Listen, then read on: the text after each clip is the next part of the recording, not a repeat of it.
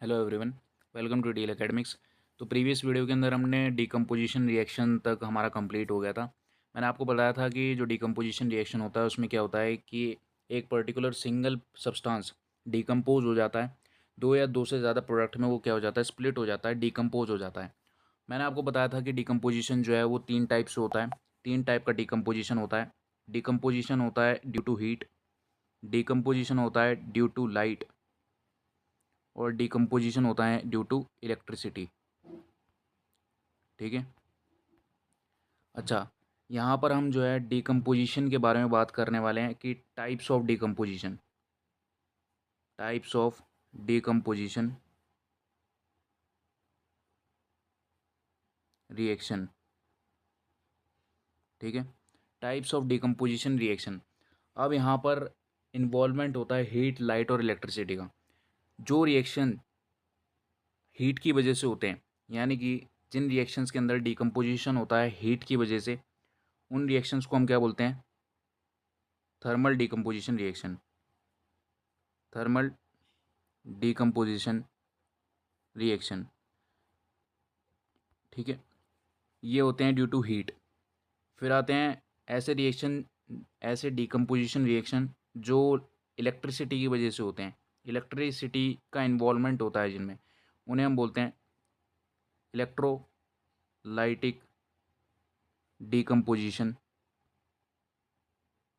Reaction. ठीक है, और ऐसे डिकम्पोजिशन रिएक्शन जो लाइट की वजह से होते हैं उन्हें हम बोलते हैं फोटोलाइटिक डिकम्पोजिशन डिकम्पोजिशन रिएक्शन। ठीक है, अब इन तीनों के बारे में इंडिविजुअली बात करेंगे। सबसे पहले बात कर लेते हैं जो डिकम्पोजिशन होता है ड्यू टू हीट। ठीक है, मैंने आपको बताया कि जब हीट की इन्वॉल्वमेंट होती है रिएक्शन के अंदर और जो सब्सटेंस है वो हीट की वजह से स्प्लिट होता है और डिकम्पोज होता है, उसे हम बोलते हैं थर्मल डिकम्पोजिशन रिएक्शन। तो सबसे पहले बात कर लेते हैं थर्मल डिकम्पोजिशन की। Thermal decomposition, thermal decomposition. अच्छा, इसके इसकी डेफिनेशन क्या होगी कि when reaction is carried out by the use of heat energy। ठीक है, जिसमें हीट एनर्जी की इन्वॉल्वमेंट होती है। अब इसके एग्जांपल कौन कौन से हो सकते हैं थर्मल डिकम्पोजिशन के? पहला एग्जांपल हो सकता है इसका कैल्शियम कार्बोनेट का। कैल्शियम कार्बोनेट को जब हम हीट करते हैं, मैंने आपको बताया हीट का जो सिंबल होता है वो डेल्टा होता है। इसको जब हम हीट करते हैं तो हमारे पास बचता है कैल्शियम ऑक्साइड सॉलिड फॉर्म में, और यहाँ पर हमारे पास कार्बन डाइऑक्साइड गैस जो है इवॉल्व होती है। ठीक है, अब यहाँ पर क्या हो रहा है, आपको सिंपल दिख रहा है कि कैल्शियम कार्बोनेट डिकम्पोज हो रहा है कैल्शियम ऑक्साइड और कार्बन डाइऑक्साइड गैस में, और यहाँ पर इन्वॉल्वमेंट क्या है? हीट का इन्वॉल्वमेंट है, यानी कि जब हम इसे हीट करेंगे तब ये डिकम्पोज होगा। तो ये क्या है? एक टाइप का थर्मल डिकम्पोजिशन रिएक्शन है। सेकंड इसका एग्जांपल ले लेंगे थर्मल डिकम्पोजिशन का, potassium chlorate, KClO3 solid form में जब हम इसे हीट करेंगे, डेल्टा सिंबल मैंने आपको बताया था हीट का है, तो जब हम इसे हीट करेंगे तो यहाँ पर हमारे पास पोटेशियम क्लोराइड फॉर्म होगा सॉलिड फॉर्म में, और यहाँ पर हमारे पास ऑक्सीजन गैस ऑब्टेन होगी। ठीक है, इसकी बैलेंसिंग करेंगे तो यहाँ पर 3 आ जाएगा, और यहाँ पर 2 आ जाएगा, यहाँ पर भी 2 आ जाएगा। तो यहाँ पर क्या हो रहा है? हीट के बेसिस पर डिकम्पोजिशन हो रहा है। तो ये भी एक टाइप का थर्मल डिकम्पोजिशन रिएक्शन है। फिर नेक्स्ट एग्जाम्पल की बात कर लेते हैं फेरस सल्फेट की। फेरस सल्फेट को सॉलिड फॉर्म में क्या करेंगे? हीट करेंगे, तो यहाँ पर फॉर्म होगा Fe2O3 plus sulphur dioxide gas and sulphur trioxide gas. ठीक है, तो यहाँ पर आपको दिख रहा है कि थर्मल डिकम्पोजिशन हो रहा है, यहाँ पर भी हीट करा है फेरस सल्फेट को, और यहाँ पर हमारे पास Fe2O3 और सल्फर डाइऑक्साइड और सल्फर ट्राइऑक्साइड गैस रिलीज हो रही है। ये भी क्या है? एक तरह का थर्मल डिकम्पोजिशन रिएक्शन है। अगेन नेक्स्ट एग्जाम्पल की बात करेंगे लेड नाइट्रेट की, PbNO3 होल ट्वाइस। वैसे तो हम ये वाले एग्जाम्पल सारे डिस्कस कर चुके हैं ऑलरेडी, लेकिन मैं आपको बता रहा हूँ कि थर्मल डिकम्पोजिशन रिएक्शन इन्हें बोलते हैं क्योंकि इनका डिकम्पोजिशन होता है ड्यू टू हीट। इसको डिकम्पोज करेंगे तो यहाँ पर फॉर्म होगा लेड ऑक्साइड सॉलिड फॉर्म में, प्लस यहाँ पर फॉर्म होगी nitrogen dioxide gas plus oxygen gas. तो यहाँ पर क्या हो रहा है, डिकम्पोजिशन हो रहा है on the basis of heat. तो ये क्या है, एक तरह का थर्मल डिकम्पोजिशन रिएक्शन है।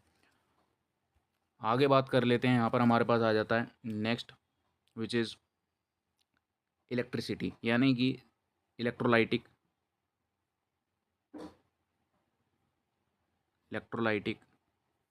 Decomposition reaction. इसकी क्या डेफिनेशन होगी, when reaction is carried out by the use of electricity,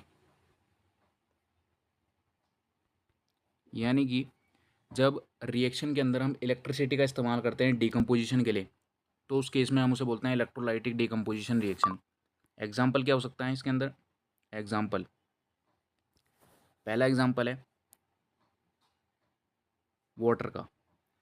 तो आपको पता है वाटर क्या होता है, H2O लिक्विड फॉर्म में। जब हम इसके थ्रू इलेक्ट्रिसिटी पास कराएंगे,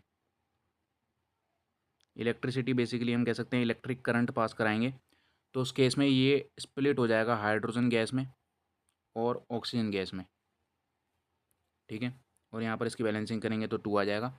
इसे हम क्या बोलते हैं, इलेक्ट्रोलाइटिक डिकम्पोजिशन रिएक्शन, क्योंकि इसमें डिकम्पोजिशन हो रहा है इलेक्ट्रिसिटी की वजह से। इस रिएक्शन का नाम है इलेक्ट्रोलाइसिस ऑफ वाटर। इस रिएक्शन को बोला जाता है साइंस की लैंग्वेज में, आप इसको ध्यान रखना।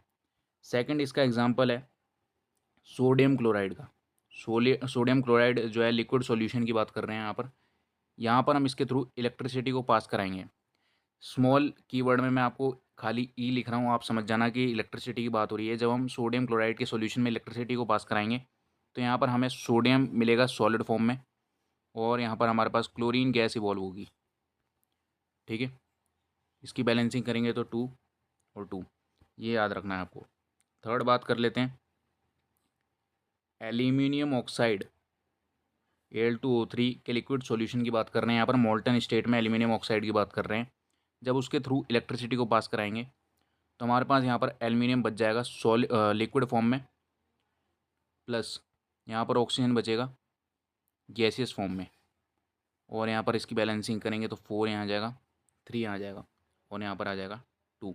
तो बेसिकली क्या हो रहा है, यहाँ पर हम बात कर रहे हैं कि इलेक्ट्रिसिटी के बेसिस पर, यानी कि एल्यूमिनियम ऑक्साइड जो कि मोल्टन स्टेट में प्रेजेंट है, जब उस सॉल्यूशन के थ्रू हम इलेक्ट्रिसिटी को पास करवाएंगे तो वो डिकम्पोज हो जाएगा, एल्यूमिनियम फॉर्म होगा लिक्विड स्टेट में, और यहाँ पर ऑक्सीजन गैस इवॉल्व हो जाएगी। तो ये क्या हो रहा है, डिकम्पोजिशन हो रहा है on the basis of electricity. तो इसे हम क्या बोलेंगे, इलेक्ट्रोलाइटिक डिकम्पोजिशन रिएक्शन। अच्छा, अब बात कर लेते हैं फोटोलाइटिक डिकम्पोजिशन रिएक्शन की। फोटोलाइटिक डिकम्पोजिशन रिएक्शन, डेफिनेशन आप लोग समझ ही गए होंगे कि क्या होगी, when reaction is carried out by the use of light energy, ठीक है। जहाँ पर लाइट एनर्जी का इस्तेमाल हो तो उसे हम क्या बोलेंगे, फोटोलाइटिक डिकम्पोजिशन रिएक्शन। इसके एग्जांपल की बात कर लेते हैं फोटोलाइटिक डिकम्पोजिशन के रिएक्शन की। तो यहाँ पर आपको पता है इसका रिएक्शन क्या होता है, जिसमें ब्लैक एंड वाइट फोटोग्राफी का भी इस्तेमाल करा जाता है। सबसे पहला रिएक्शन जो है सिल्वर क्लोराइड का है। सिल्वर क्लोराइड सॉलिड फॉर्म में जब हम इसमें लाइट का यूज़, यानी कि जब इस पर लाइट पड़ेगी, या फिर आप कह सकते हो बीम ऑफ लाइट जब इसके ऊपर स्ट्राइक करेगी, तो उस केस में क्या होगा कि ये स्प्लिट हो जाएगा सिल्वर के अंदर और क्लोरीन गैस इवॉल्व होगी। इस रिएक्शन को ब्लैक एंड वाइट फोटोग्राफी वाला रिएक्शन भी बोला जाता है। 2 रिएक्शन है जिन्हें ब्लैक एंड वाइट फोटोग्राफी बोला जाता है, जिसमें यूज़ होता है। एक है सिल्वर ब्रोमाइड वाला reaction, silver bromide, solid form में, यहाँ पर लाइट एनर्जी जब इसके ऊपर स्ट्राइक होगी तो ये स्प्लिट हो जाएगा सिल्वर में विच इज़ सॉलिड, इसको बैलेंस करेंगे, प्लस यहाँ पर आ जाएगा ब्रोमीन, ठीक है, ब्रोमीन गैस, ठीक है। तो ये जो है ब्लैक एंड वाइट फोटोग्राफी वाले रिएक्शंस भी बोले जाते हैं इन्हें। कहने का मतलब क्या है, यहाँ पर डिकम्पोजिशन क्या हो रहा है, डिकम्पोजिशन हो रहा है, लेकिन किसके बेसिस पर हो रहा है, लाइट एनर्जी के बेसिस पर डिकम्पोजिशन हो रहा है, इसलिए हम क्या बोलते हैं इन्हें, फोटोलाइटिक डिकम्पोजिशन रिएक्शन। अच्छा, एग्जामिनेशन के अंदर एक नॉलेज के लिए आपको एड ऑन करके बता दे रहा हूँ, डिकम्पोजिशन एक तो रिएक्शंस में होता है, और आप कह सकते हो हमारी जो बॉडी है, हमारी जो ह्यूमन बॉडी है, आपको पता है वो भी बायोलॉजिकल फॉर्म्स और केमिकल फॉर्म्स में डील करती है। ह्यूमन बॉडी के अंदर जब ह्यूमन बॉडी के अंदर हम अपने फूड को इनटेक करते हैं, जब कोई इंसान खाना खाता है, फूड इनटेक करते हैं जब हम, तो उस केस में क्या होता है, जब फूड हमारे बॉडी में जाता है तो फूड आपको पता है कि ब्रेक डाउन हो जाता है, सिंपलर सब्सटेंसेस में, ठीक है। तो जैसे ही हमारे बॉडी में फूड जाता है तो हमारी बॉडी क्या करती है, उस फूड में क्या होता है, जो स्टार्च होता है, स्टार्च, उसे बॉडी ब्रेक डाउन कर देती है सिंपल शुगर के अंदर, जिसे हम बोलते हैं ग्लूकोज विच इज़ C6H12O6। तो ये भी क्या है, एक तरह का डिकम्पोजिशन रिएक्शन है, जिसमें हमारी बॉडी क्या कर रही है, एक तरीके से स्प्लिट कर रही है या फिर डिकम्पोज कर रही है स्टार्च को सिंपल शुगर में विच इज़ ग्लूकोज, जिससे हमें एनर्जी मिलती है। और हमारी बॉडी क्या करती है, डिकम्पोज कर देती है प्रोटीन को, इसके अंदर अमीनो एसिड्स के अंदर। बस आपको ये नॉलेज के लिए याद रखना है, थोड़ा सा बायोलॉजिकल फॉर्म्स के लिए, कि हमारे बॉडी के अंदर भी एक तरह का डिकम्पोजिशन रिएक्शन होता है, जिसमें हमारी बॉडी क्या करती है, स्टार्च को सिंपल शुगर में कन्वर्ट कर देती है और प्रोटीन को अमीनो एसिड्स में कन्वर्ट कर देती है। ये आपको याद रखना है। तो आज की वीडियो के अंदर हमने डिकम्पोजिशन रिएक्शन और उसके टाइप्स के बारे में डिस्कस करा है। इस वीडियो से रिलेटेड कोई भी डाउट हो तो कमेंट सेक्शन में ज़रूर से बताइएगा। आगे आने वाली वीडियोस के अंदर हम displacement reaction, double displacement reaction और रेडॉक्स रिएक्शन के बारे में बात करेंगे, जो कि ऑक्सीडेशन एंड रिडक्शन वाला पार्ट है। अभी आज की इस वीडियो के अंदर यहाँ पर डिकम्पोजिशन रिएक्शन को ही डिस्कस करा है। इस वीडियो से रिलेटेड या रिएक्शन से रिलेटेड कोई डाउट हो तो कमेंट सेक्शन में बताइएगा। तब तक के लिए मिलते हैं नेक्स्ट वीडियो में। Thank you for watching.